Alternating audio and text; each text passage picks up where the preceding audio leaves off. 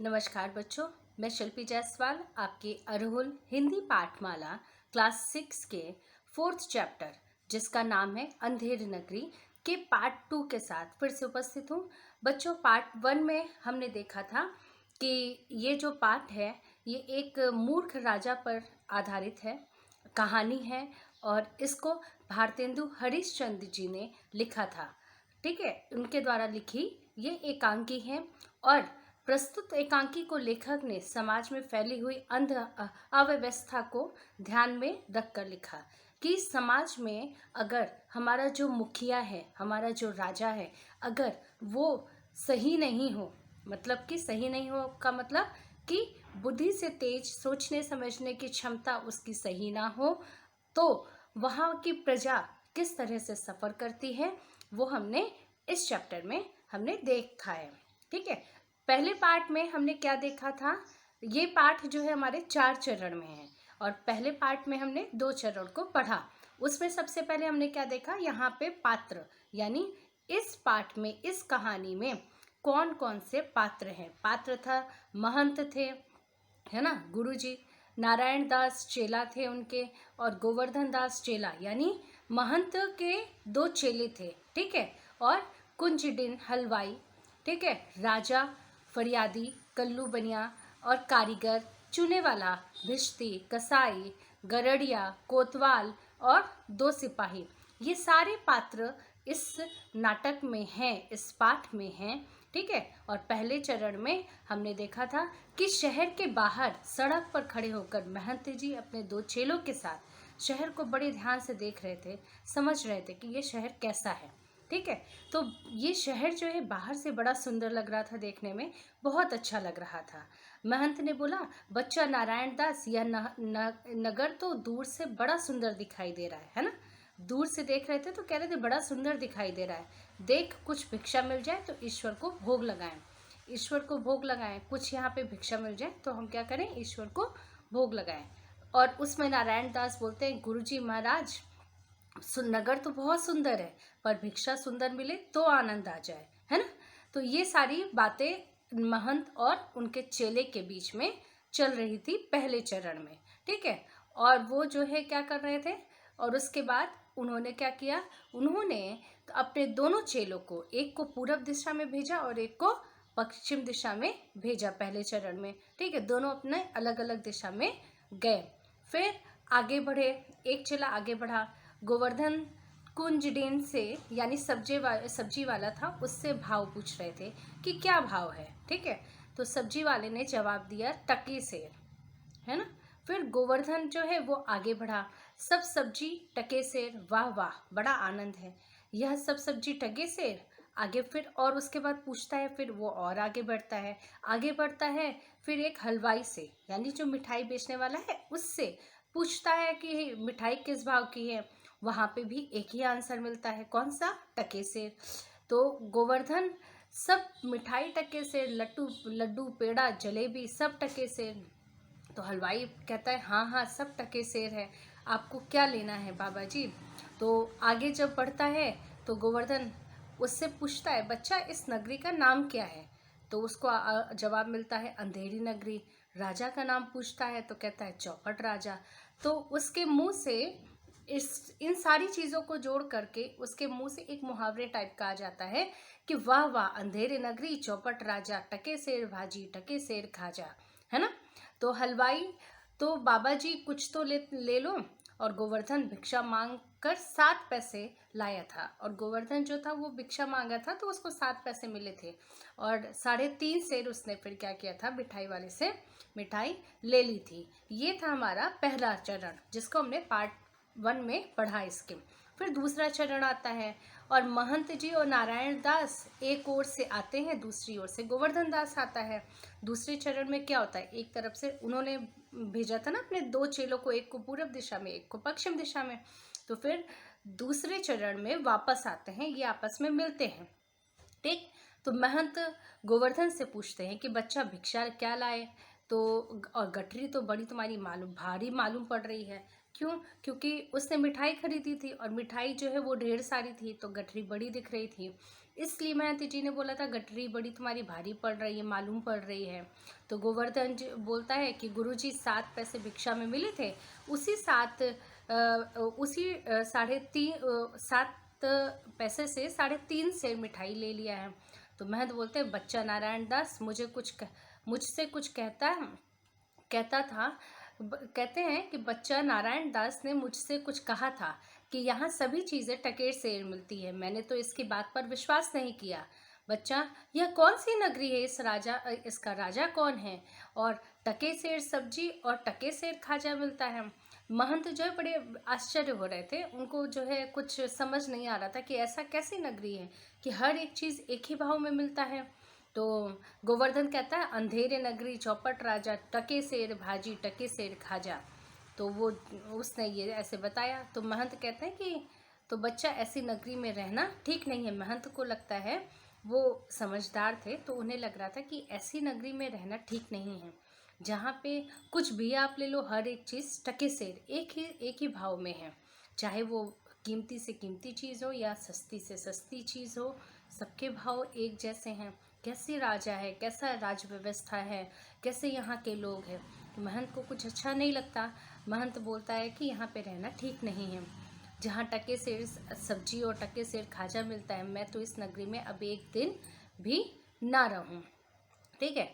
फिर गोवर्धन जो है गुरुजी को रोकने की कोशिश करता है। गुरुजी यहाँ भिक्षा भी अच्छी मिलती है और सब कुछ सस्ता है, मौज करेंगे। गोवर्धन के मन में थोड़ा सा लालच आता है ना। और फिर महंत कहते हैं कि देख मेरी बात मान, नहीं तो बाद में बहुत पछताएगा। लेकिन गोवर्धन ने उनकी बात नहीं मानी थी और महंत जी और उनका चेला वहाँ से चला जाता है और गोवर्धन वहीं रुकता है और वो सारी मिठाइयाँ वो खाता जाता है, आराम से बैठ के वो खाता है। तो ये हमारा पार्ट 2 यहाँ पे शुरू अब आगे होगा। यहाँ तक हमारा पार्ट 1 था। ठीक है, पार्ट 1 का रिवीजन था। अब पार्ट 2 का जो तीसरा चरण है वहाँ पर हम शुरुआत करते हैं। क्या है तीसरे चरण में, आइए हम देखते हैं। राजा, मंत्री और नौकर लोग सब यथास्थान बैठे थे, यानी एक जगह पे बैठे थे। पर्दे के पीछे से दुहाई है की आवाज़ सुनाई पड़ती है और पर्दे के पीछे से आवाज़ आती है, दुहाई है। राजा, कौन चिल्लाता है, उसे बुलाओ तो। और राजा कहता है कौन चिल्लाता है, उसे बुलाओ तो। फरियादी, यानी जो फरियाद करने वाला है राजा से, अपनी रिक्वेस्ट रखने वाला है वो। दुहाई, महाराज दुहाई। राजा बोलते हैं बोलो क्या हुआ।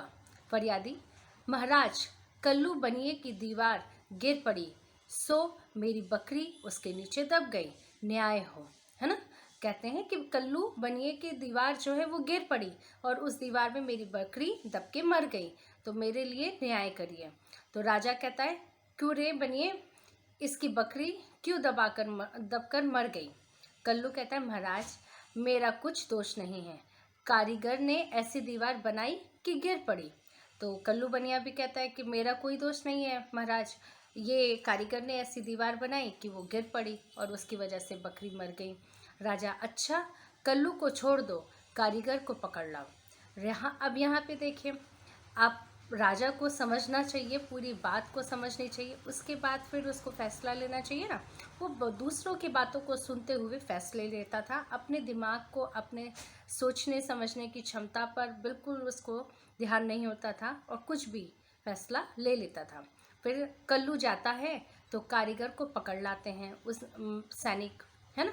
फिर राजा, क्यों कारीगर, इसकी बकरी कैसे मर गई। कारीगर, महाराज चूने वाले ने चूना ऐसा खराब बनाया कि दीवार गिर पड़ी। अब यहाँ पर कारीगर ने चूने वाले के ऊपर डाल दिया कि उसने इतने खराब चूने बनाए कि दीवार ही गिर पड़ी। और राजा ने फिर नहीं सोचा समझा, कहता है अच्छा चूने वाले को बुलाओ।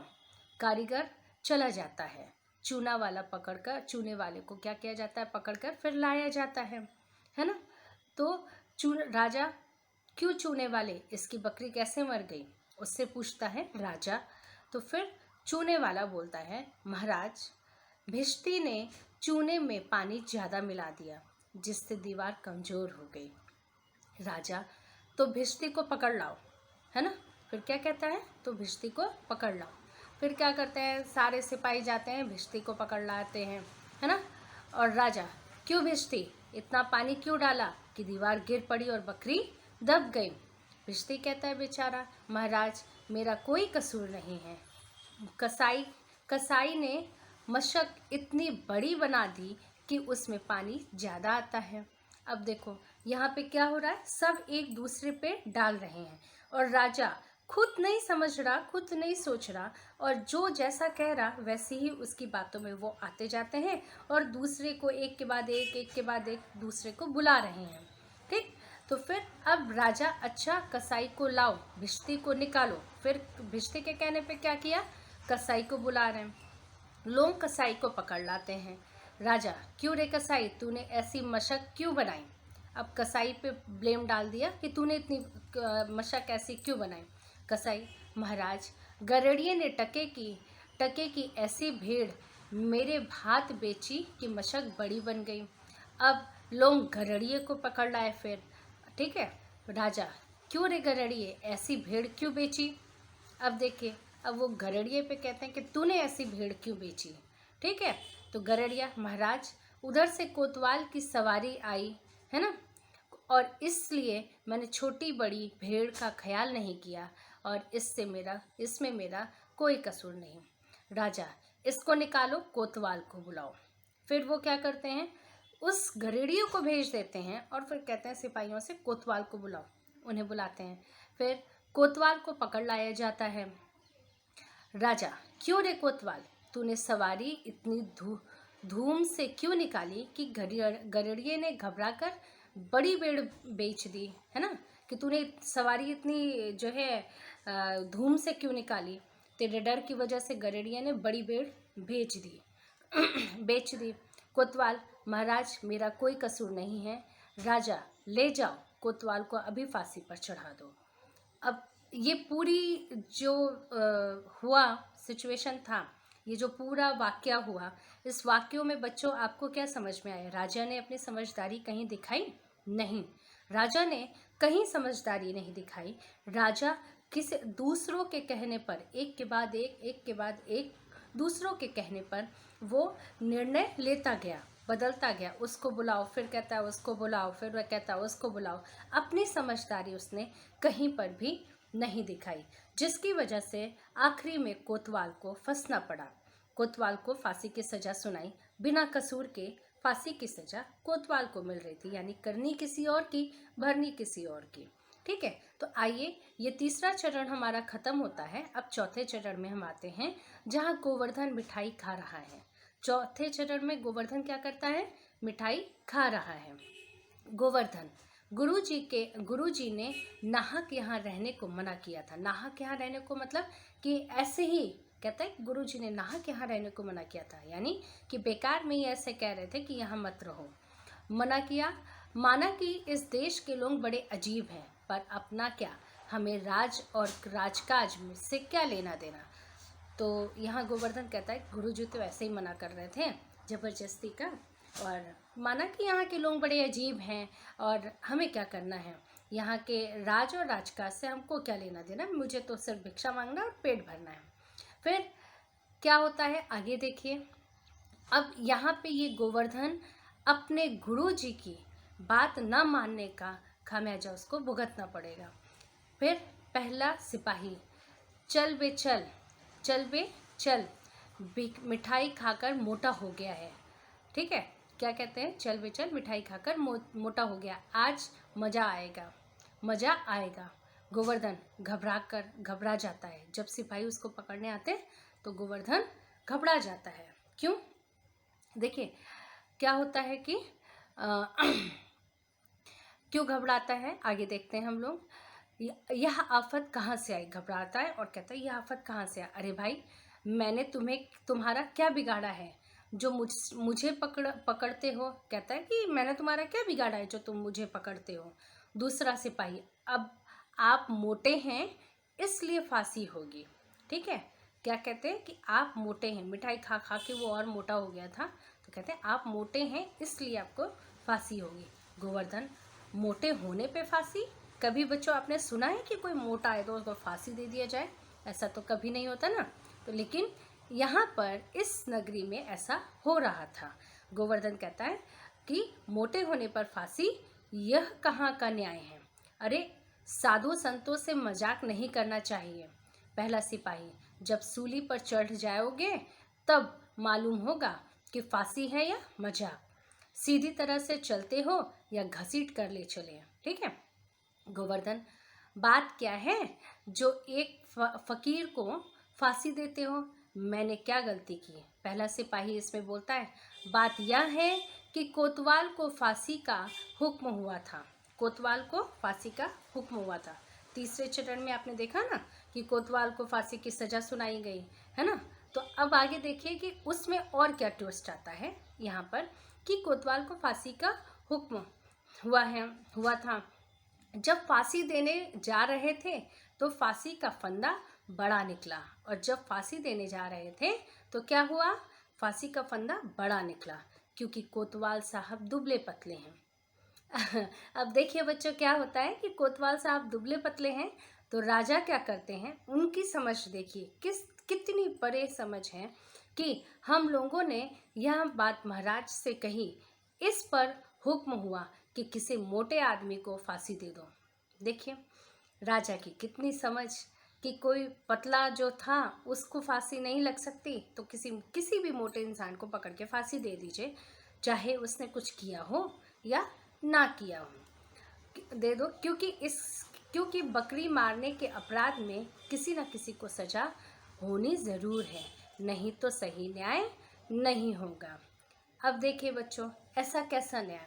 जब किसी ने कुछ किया ही नहीं तो उसको मारने से कैसे न्याय होता है? ये तो गलत बात।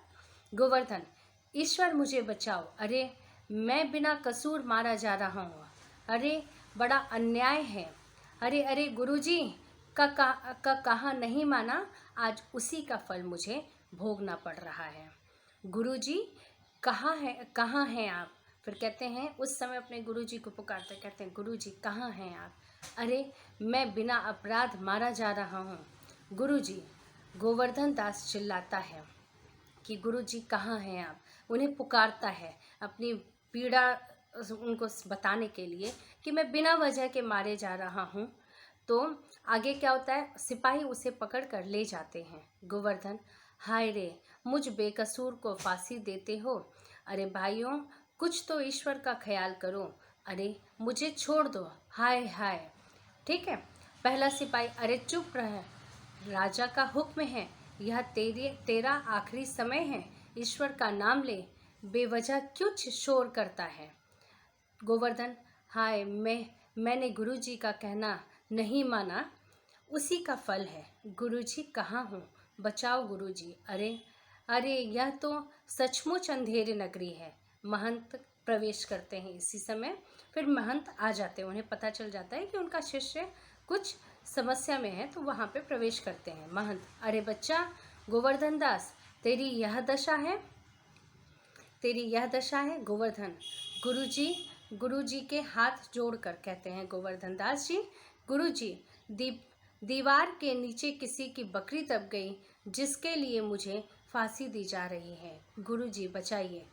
तो मतलब कि दीवार के नीचे किसी और की बकरी दबी और किसी और वजह से किसी और की दीवार गिरी और मैं अनायास ही यहाँ पे फंस गया और मुझे मोटा होने की फांसी दी जा रही है। फिर महंत, कोई चिंता नहीं। महंत क्या कहते हैं, कोई चिंता नहीं, नारायण सब ठीक करेगा, गुरुजी ऐसे बोलते हैं। फिर भौहें चढ़ाकर सिपाही से कहते हैं, सुनो, मुझे शिष्य को अंतिम उपदेश देने दो।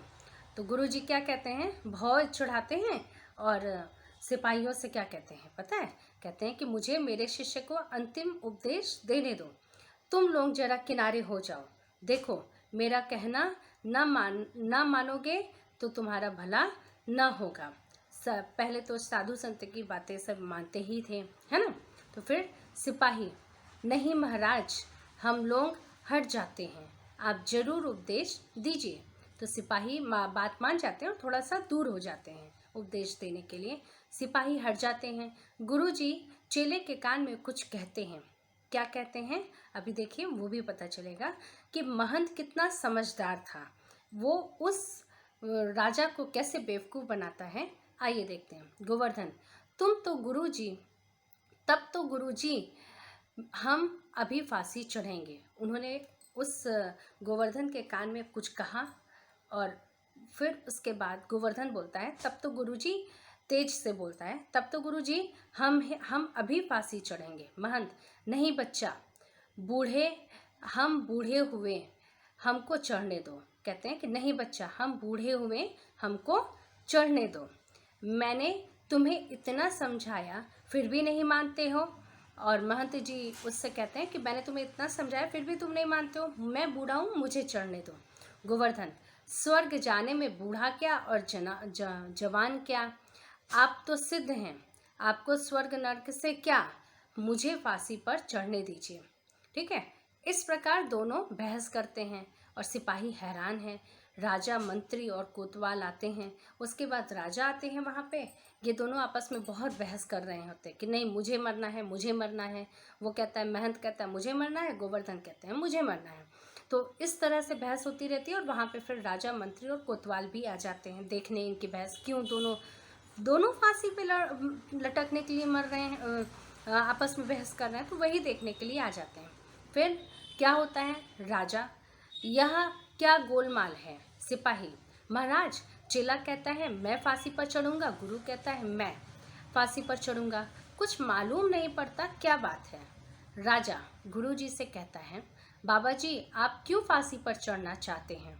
महंत, महाराज, इस समय ऐसी शुभ घड़ी है कि जो मरेगा सीधा स्वर्ग जाएगा। क्या कहते हैं, महाराज जानते थे कि महाराज समझदार नहीं हैं, अपनी बुद्धि का परिचय नहीं दिखाते, उनसे जो भी कहिए वो उसी बात को मान जाते हैं और उसी के अनुरूप वो अपना निर्णय लेते हैं। तो महंत जो है राजा से कहते हैं कि इस समय ऐसी शुभ घड़ी है कि जो मरेगा सीधा स्वर्ग जाएगा। तो इसमें फिर मंत्री, तब तो हम भी फांसी पर चढ़ेंगे। ये सुनते ही मंत्री कहता है, तब तो हम भी फांसी पर चढ़ेंगे। कि मंत्री चाहता है कि मैं मर जाऊं और मैं स्वर्ग जाऊं। गोवर्धन, नहीं हम हमको आदेश है। कोतवाल, हम लटकेंगे। कोतवाल कहता है हम लटकेंगे, हमारे कारण तो दीवार गिरी है। मतलब सब उसी भीड़ में चालू हो जाते हैं कि मुझे फांसी पे लटकना है, मुझे फांसी पे लटकना है। राजा, चुप रहो सब लोग, राजा जी के जीते जी कोई और स्वर्ग नहीं जा सकता, हमको फांसी पर चढ़ाओ जल्दी जल्दी। लोग राजा को फांसी पर लटका देते हैं। महंत चेले को खींचते हुए दूसरी तरफ भगा ले जाते हैं। तो बच्चों, यहाँ पे ये चैप्टर, ये पार्ट ख़त्म होता है। तो आपने देखा कि किस प्रकार से एक बुद्धिहीन व्यक्ति अगर राजा बन जाए तो वहाँ का, उस देश का, उस जगह का किस प्रकार से राज व्यवस्था होती है, वहाँ पर हमेशा गलत ही होता है। और एक चीज़ और कि हमेशा अपने बड़े और अपने गुरु की आज्ञा को हमेशा मानना चाहिए।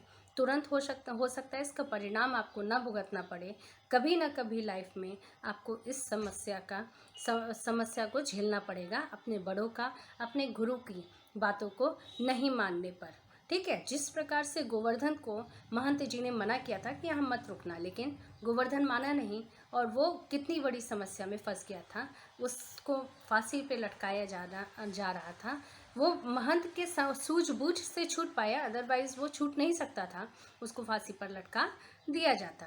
तो बच्चों, हमेशा अपने बड़ों का, अपने गुरु का आदर कीजिए, उनकी बातों को मानिए और हमेशा ध्यान से निर्णय कीजिए। हर कुछ भी वर्क कीजिए, कुछ भी काम कीजिए, कोई भी निर्णय लीजिए, सोच समझ के सबकी बातों को सुने, लेकिन निश्चय अपनी सोच समझ से और लोगों के सही बातों से, सही सोच से सब कुछ को इंक्लूड करके फिर निर्णय लेना चाहिए। तो बच्चों, ये चैप्टर हमारा ख़त्म होता है। जैसा कि यहाँ नीचे लिखा है, राइट इन CW नोटबुक में आपको ये जो हमारा शब्दार्थ है, इस शब्दार्थ को करना है और आशा करती हूँ कि आपको ये चैप्टर अच्छे से समझ में आया होगा।